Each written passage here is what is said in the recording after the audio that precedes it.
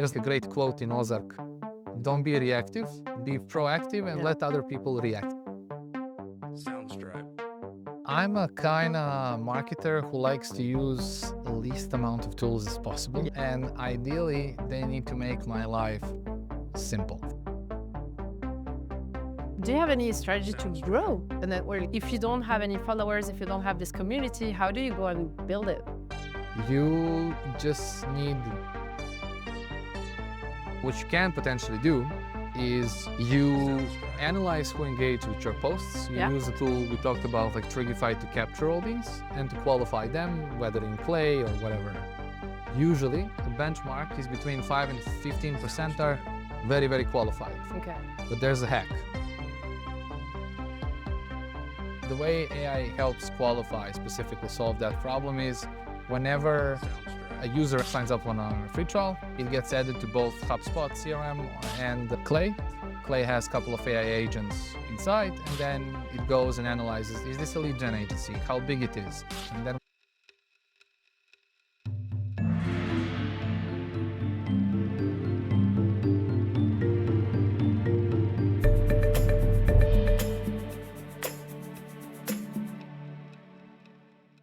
Okay, you ready? ready. Thank you so much for doing this. Thank you for having me. Let's do this. Hi guys, welcome to Exec on AI, the podcast by Exec, for Exec working on AI. Today we are receiving Vukasin Vukosavljevic. Nice one. Nice one. Well played. Thank you so much for being here. Really Thank you for appreciate your having time. me. Thank you for having me. Great environment to record the podcast, must say. Isn't it, guys? This is Slovenia. We're right now in Maribor for a Podium event. And thank you so much for taking time out of your event. My pleasure. For this podcast. So today we're going to talk about your story. So you're CMO for HeyReach, yeah. HeyReach. Sorry, I'm always struggling to say that. But at the end of the podcast, I'll get it for sure. That was my challenge for myself. So you're CMO for HeyReach. Do you want to tell us about your story? Who are you? What do you do? And what's your link with AI? Sure, yeah. So I'm a marketer, a very passionate one, who started as a copywriter, I guess rose to the ranks now to be a CMO, but I like everything about it. Specifically inbound channels, they've always been my passion, and my job is kind of to create chaos with it, the good kind of chaos. Okay. Like bring a lot of leads, bring a lot of users, and hopefully help them successfully use the product in the long run. And so far so good, I can't complain. Marketing's treating me nice. It's funny, every time you're talking about your job, you're like, I want to be operational, I want to be doing stuff. And I love that because it's really pragmatical.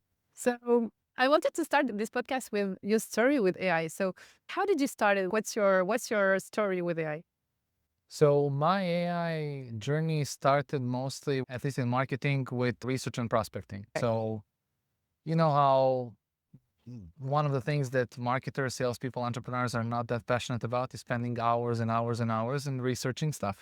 And it's not the most fun thing to do. Yeah, and like we mentioned that example, so having total amount of free trial signups versus total amount of qualified free trial signups. And that qualified thing, AI very, very helps you, kind of being your Jarvis to your Iron Man in a way. Yeah. And that's how my journey with it started. AI can really help you get accurate, precise information very fast so that you can focus on, I don't know, like if your job is to communicate with users, you can focus on communicating with the right segments. AI gets you the segments, you do your thing, and it becomes very groovy. That's my favorite ways to utilize it in my growth flows, or however you want to call it. And the other one is as a sparring partner when I'm creating content.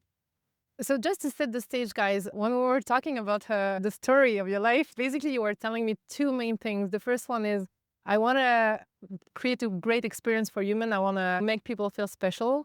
So you want to create this connection with people. And the second thing is you want long-term success and not just quick wins.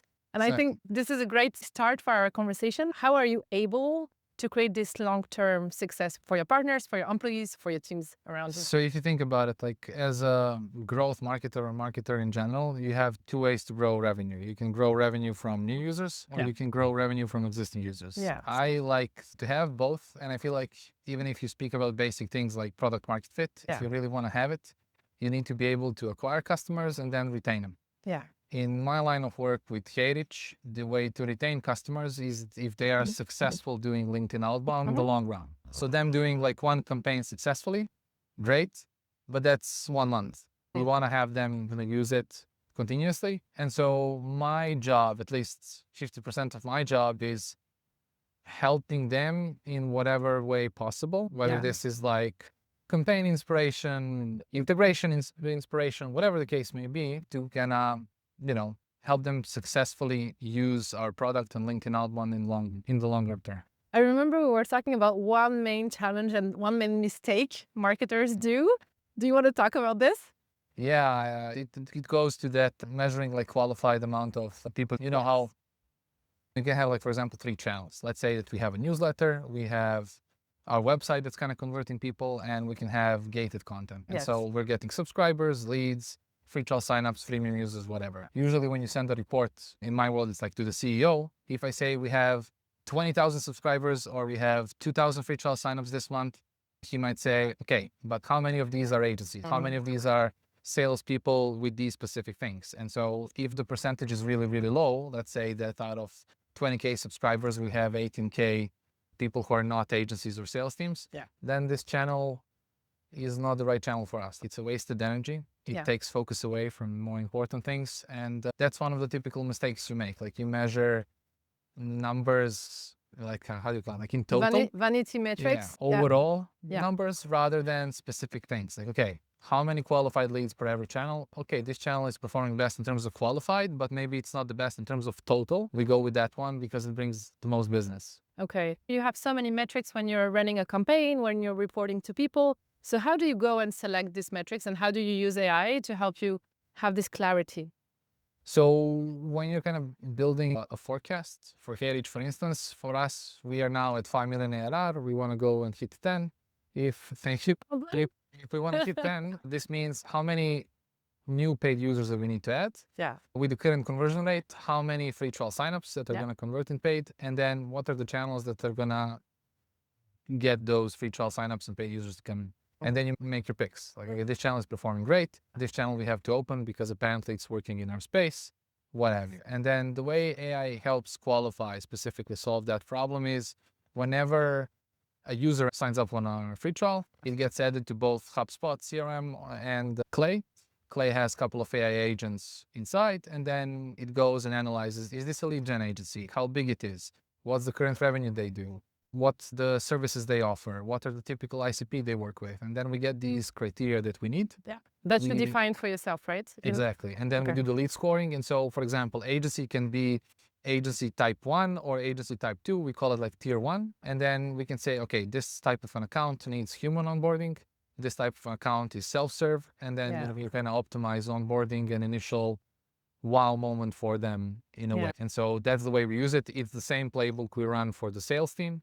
It's the same playbook we run for RevOps, growth teams, or whoever is in our ICP.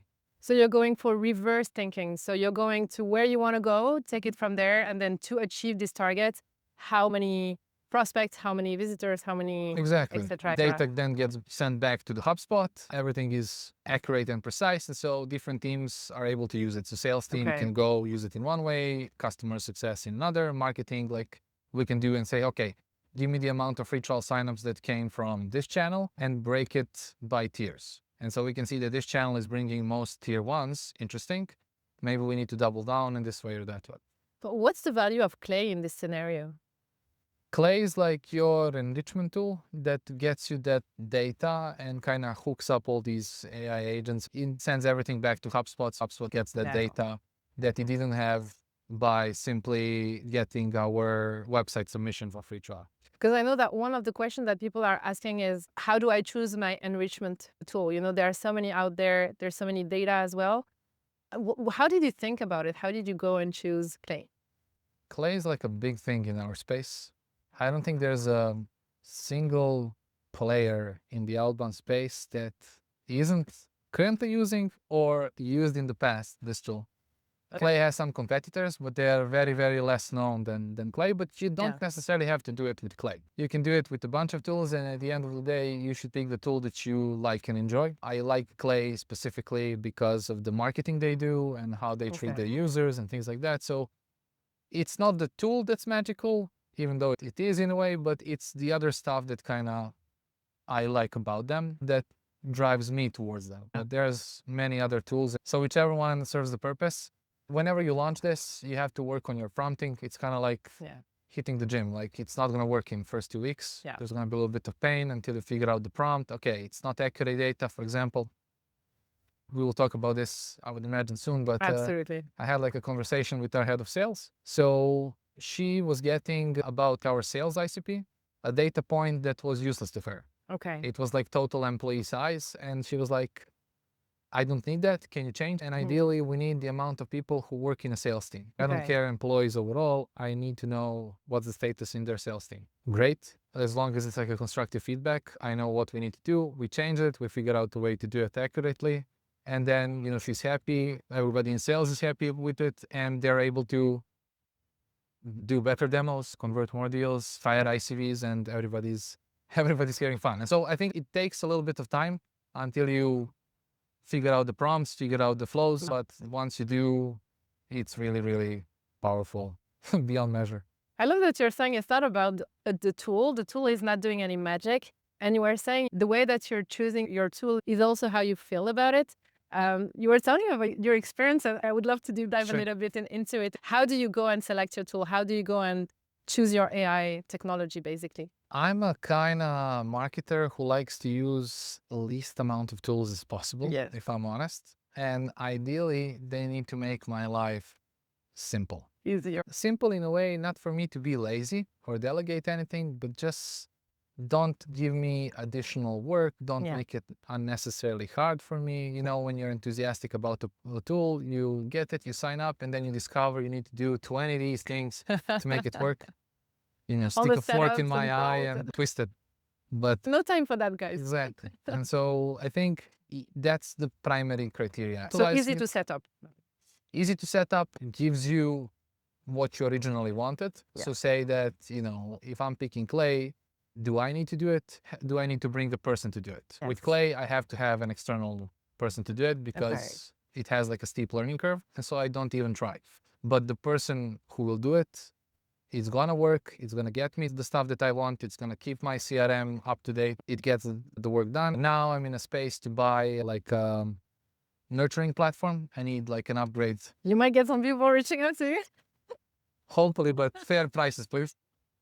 And so the way you kind of pick it up is, okay, I'm using this tool, do they integrate relatively easily? Do I enjoy the experience? Like when you try HeyReach for the first time, one of the things that influences the conversion rate directly is, did you enjoy creating the campaign? If you feel like it's like entering like a room for the first time, it's a subjective thing. Like sometimes you like it, sometimes you dislike it. You know, your habits play a big role in that, what you're used to in the past. And so these things I feel are very, very important, and ultimately the pricing. Can I afford it? And does it bring me ROI? Absolutely. You were telling me about your experience, and it does ring a bell. It's a lot about your intent, what you're trying to do, but it's also about how this technology makes you feel as a human being. I have this strong belief that, and I think we're aligned on that, saying the value of a product and the value of a technology, if tomorrow you have an AI technology and you want to sell it, or if you're selecting a tool, it's also about the experience you're living. Is it make you feel good? Is it making your life easier? Is it bringing value in a way that it makes you feel special? So I think this is a component that will take more and more space in the future. Yeah, and I think it plays to your defensibilities in a way. Like it has layers. Like, okay, in SaaS, you need a good product. You need to have a differentiator. You need to have unique selling proposition, however you want to call it. And then on top of it, you can start adding more layers. One of the layers can be your customer support treats every ticket, regardless of the plan, like VIP. I always like that culture. Like if an AppSumo user comes, don't deprioritize it just because he or she bought like a lifetime deal. Do the thing, like help. And somehow it compounds in the long run. I've seen it more than once. And so that's like another layer. Third layer is we make users feel like they're building the tool with us. For example, you said you want integration with Clay. We launch integration with Clay. You don't just get our newsletter, you get a personalized message from somebody. Hey, we built finally Clay. You can finally do the thing you wanted. And we also created this little template to kind of help you do it faster. Sense So, of belonging, helpful. yeah, and you're prioritizing features that your user base Yeah. is kind of giving you. That's one of the amazing stories about Clay and how they ended up building this tool that nobody thought it's possible. At least me 7 years ago when I started, when I was in a different outbound journey. And then it's also marketing can do the same. Like your brand is another defensibility. Do people feel like they are joining the movement by using the tool? Do people feel connected with, I don't know, they like the fact that your content is actionable? And this becomes your brand trait. Oh, you want to see something actionable about this? Go to heyreach.io. And so I feel if you have these things connected as your defensibility, if you lose one, say your competitor copies your feature, which inevitably happens, and before your next feature comes, you have a brand that will prevent users from switching. We had a situation where some of our competitors recently reached out to our entire LinkedIn network, including my cousins and family. Like, this is stunning. That's true. But Oh my a God. bunch of users started sending us the messages that they got. And so I feel if you have the brand, and I've seen this happen in more than one company. It's like a great, great defensibility that you can have. And I'm a big advocate in building the brand from day one. Everything you do, don't slip on your major branding pillars ever. Like if you're this type of person, don't change that like ever. I start with the foundation. Who are you? What are you trying to build? And what's your personality as well, kind of as a brand as well? If you were telling me that before I actually built one brand, I would say it sounds like fluff. But Oh, really? Yeah. yeah, because like who's gonna connect with it? Like I would love to do that, but you know, it just sounds a little bit motivational, a little bit philosophical when people say it. Unreal. But there's like a lot of things that go with it. And at some point when you have a good brand, if you make the wrong move, you can destroy it very, very fast. But when you see these things in real life, you kind of feel, okay, if you have a great product, awesome. And then a great brand on top of it and a great customer support, you kind of feel that even if you make some mistakes, people are going to be a little bit more tolerant because they know all the good stuff that they're getting elsewhere. And also it feels like the brand is much more personified today. People are connecting to human beings and not to the brand necessarily. Are you speaking as a person on your social network, on your communication, or are you talking as a brand? Do you feel that shift yourself? I always tried at least, and mostly I've managed to do it, to work at companies that if you think of a company or brand of the company as a person, to look similar to me. So, okay, speaking informal, it's a thing. Like if I have to speak formal, for me, I can do it, but it's not as fun as informal. Do I have the freedom to move fast?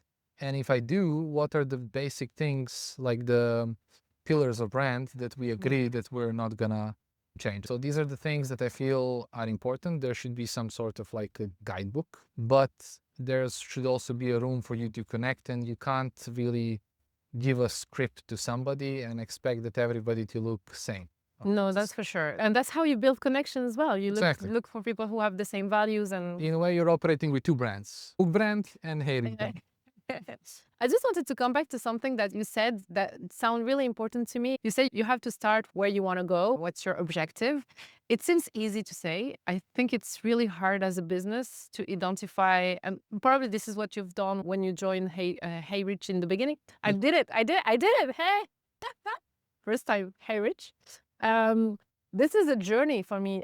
Do you have any advice on how do you set up where you want to go, especially in a world where things are evolving so fast and you don't know what opportunities are out there? We were talking about podcasts. If you launch a podcast, there's so many things you can do. Today, a lot of businesses are launching podcasts. What are the paths and how do you define where you want to go? So I feel you need to have both a mathematical and philosophical type of a conversation.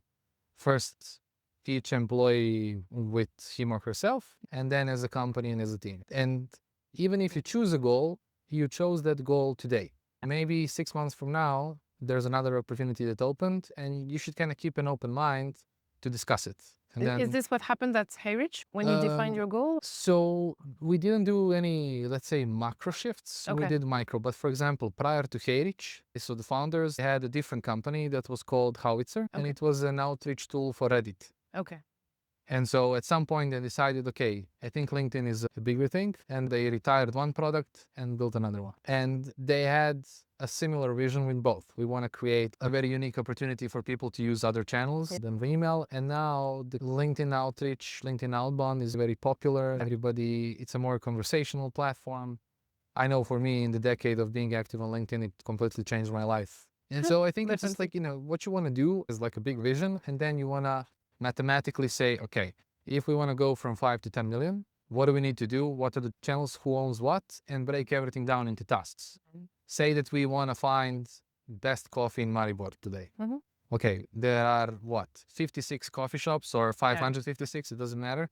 We have to go to each and every one this day. And in the time that we're here, once we break everything into tasks, it will give us confidence. Is this goal challenging but realistic or completely unrealistic? I think it's easy to make with money, but most of the time the options are not just money. You know, when we were talking about podcasts, is it building a community? Is it building a business? Is it building a training? So you have so many things that you could be opening doors to. But the thing is, you don't know what you don't know because it doesn't exist yet. And I think this is the challenge as a business when you're trying to set up your next step, or when you're buying tools and you're trying to build new strategies. Sometimes it's hard to know where you're going just because the future hasn't been built yet. Do you find this challenge today? Oh, we have another guest. we have a guest. I never had, honestly, like a major macro shift in a way. Like I usually had changes for sure. But we talked about when I had an agency prior to HeyReach. I had an idea about agency a couple of times, and then the timing was just not there. And then the timing in my life was exactly for that. And okay, let's do it now. And then I started, and once I moved back to full-time, everybody was, you had a masterful plan to move full-time to HeyReach. I didn't. It just worked out. There was in my mind, okay, if I ended up working with a client and, the alignment, the cohesion, everything is nice, this could be a conversation. But whether we're both going to accept or not, who knows? But the idea was always to do marketing, inbound marketing, build a brand, build great products.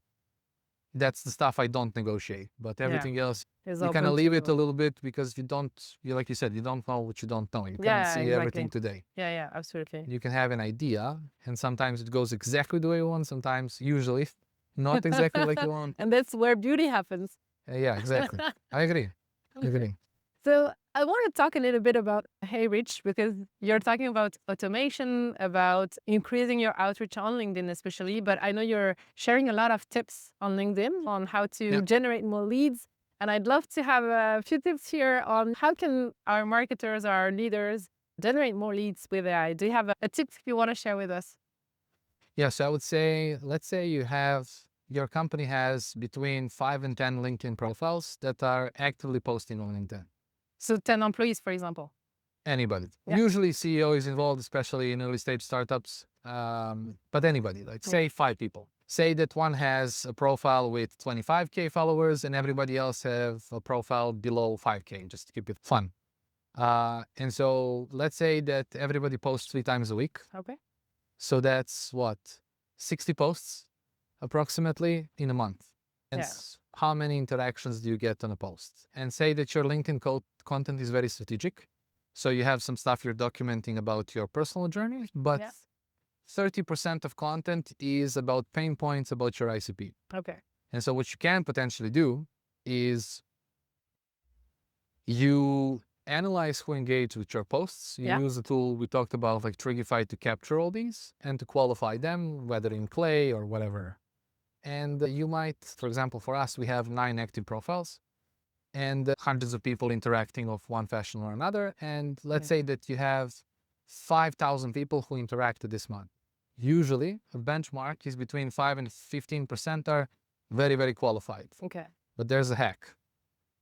These people already know you. These people already maybe trust you. So it's not cold outreach anymore. Now it's warm outreach. And because you can know that, oh, I'm not connected with these guys.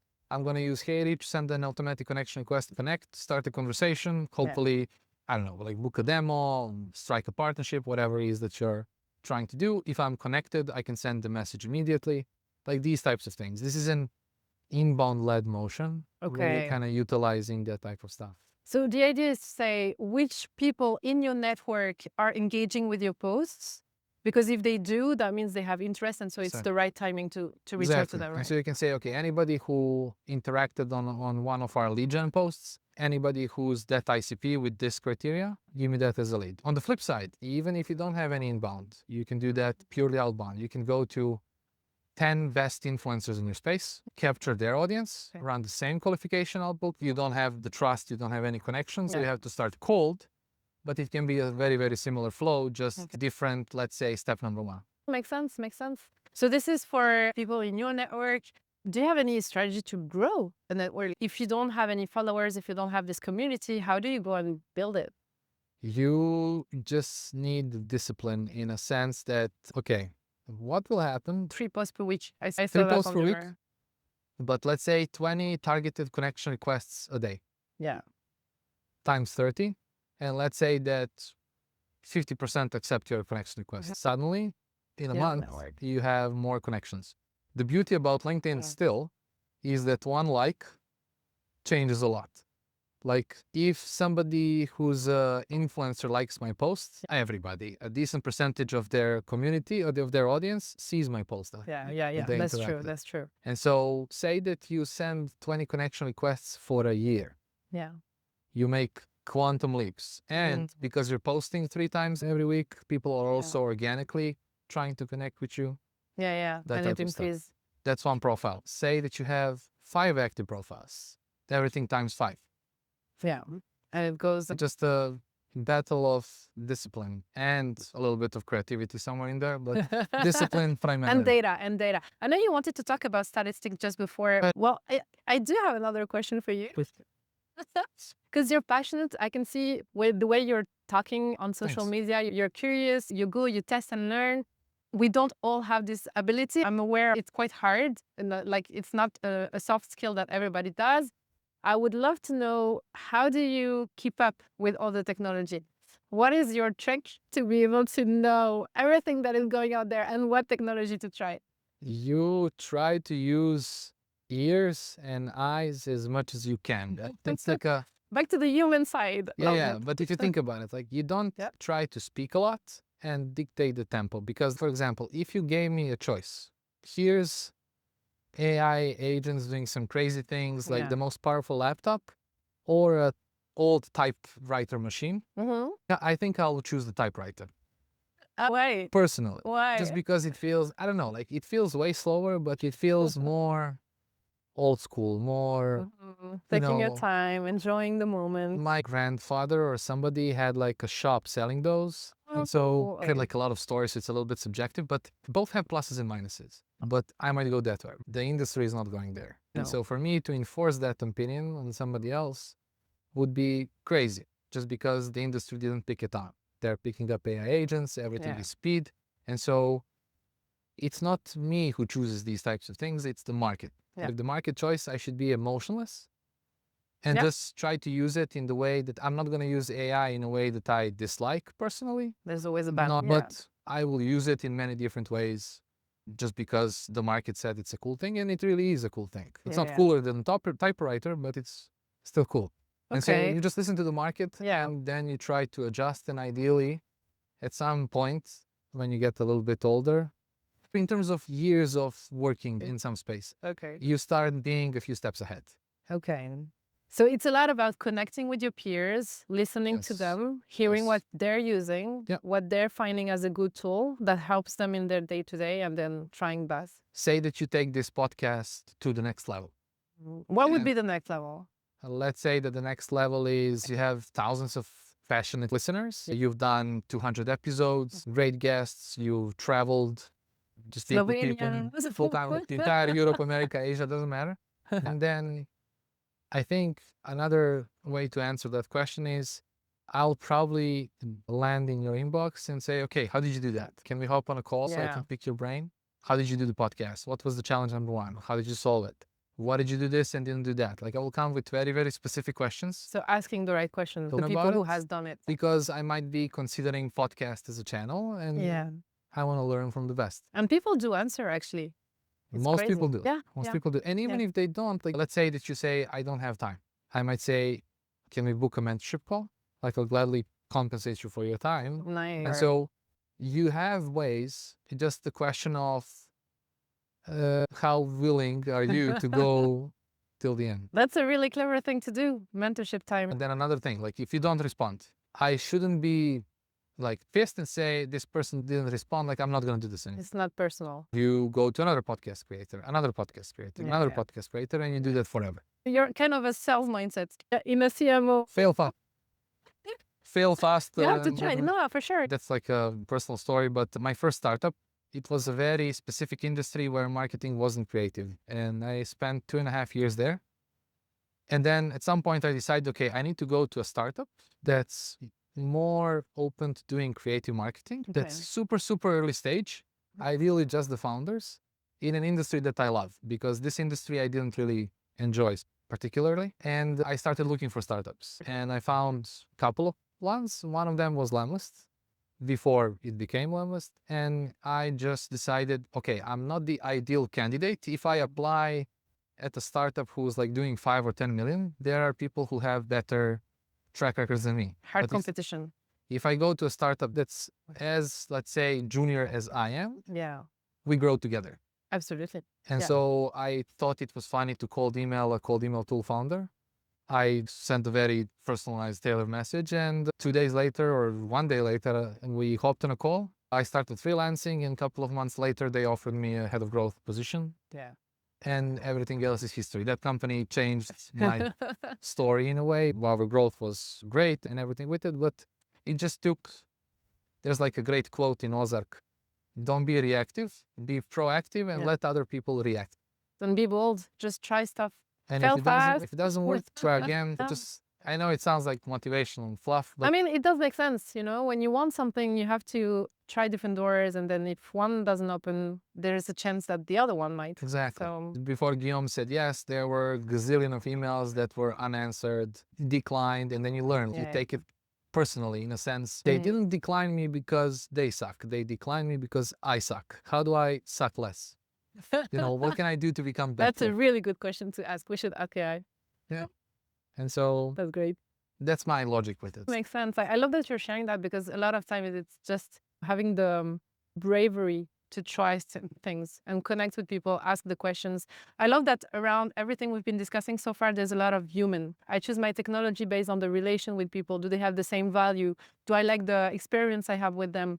I learn by asking the question. I find a job by asking, connecting with people. So there's a lot of connection.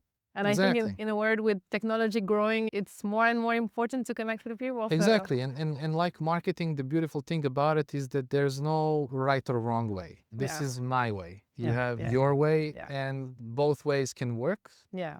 As long as the only thing that should be the same is you just never give up. Never give up. But the way you get there could be different. Like you could go Yeah. this way, I could go Yeah. that way. 10 other people can choose 10 different strategies. And we can Love it. both end up at a similar destination. Maybe just to finish, do you have one favorite hack that you're doing? So I know you're not doing hacks, but you're working long term. Is there any particular thing you're recommending to your customers, or a strategy that you're using for your team that you would like to tell us about today? A quick hack, or like a hack in general. Whatever comes to mind. A hack with AI that people hack there with AI. can use. A hack with AI. I mean, I don't have like a hack with AI that other people are not already aware. So it wouldn't be anything really new. Sometimes the basics are the more powerful. Yeah. I mean, I told you that I started as a copywriter. And so for me, I don't let AI write my stuff, but I never enjoyed, and that was always the case, I never enjoyed the first draft. My love with copywriting and content was the second draft. When I can read what I wrote, iron out a couple of things. And so AI helps me make the second draft journey, or however you want to call it, more beautiful. In the sense like, okay, here's my first draft, cut out long sentences, make them more sharper, make them this, make them that. I get the second draft, and then I can add a little bit more me in it. And then this is like, you use it as a spotting partner rather than nobody has control. We just like two rocks, bash one against the other, and then at the end you get a beautifully polished rock. Beautiful. Yeah. Love that. Thanks so much for sharing. I will be cautious of the time. I know we've been discussing so far. It's almost night. And we still have a meetup to go Still to. good. Still, yeah. But thank you so much. That was Thank awesome. you. Thank Well you. done. Hopefully it was valuable. Hopefully you enjoyed. See you soon. Bye-bye.